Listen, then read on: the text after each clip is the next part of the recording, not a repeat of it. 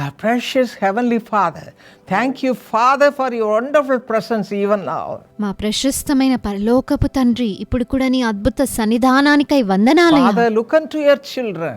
తండ్రి, నీ బిడ్డల వైపు దృష్టించండి. You know their hearts, Father.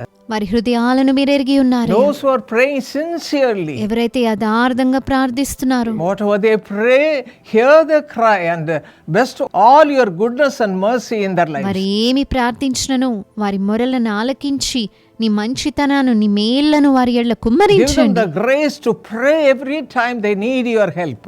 నీ సహాయము కావలసిన ప్రతి సమయంలో వారు నీకు ప్రార్థన చేయగలిగే కృపనివ్వండి. Teach them, Lord, how to pray. ఎలా ప్రార్థించాలో వారికి నేర్పించండి You ప్రభువా. taught your disciples how to pray and led them in prayer. ఎలా ప్రార్థించాలో మీరు శిష్యులకు నేర్పించి వారిని నడిపించారు కదా ప్రభువా. In the same way, Lord, give your children the habit of prayer and let them cry unto thee whenever they need your help.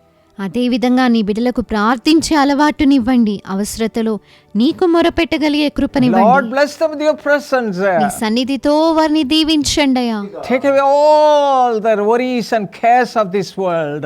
ఈ లోకంలో ఉన్న వారి చింతలు, ఆలోచనలు అన్ని తొలగించివేయండి. Let them have a close communion through the prayers they make, Lord. ప్రార్థన ద్వారా నీతో అన్యోన్య సహవాసాన్ని వారు కలిగి ఉందురుగాక. Teach them your way. నీ మార్గములు నేర్పించండి. Hallelujah. We hallelujah. give you all the thanksgiving, Father.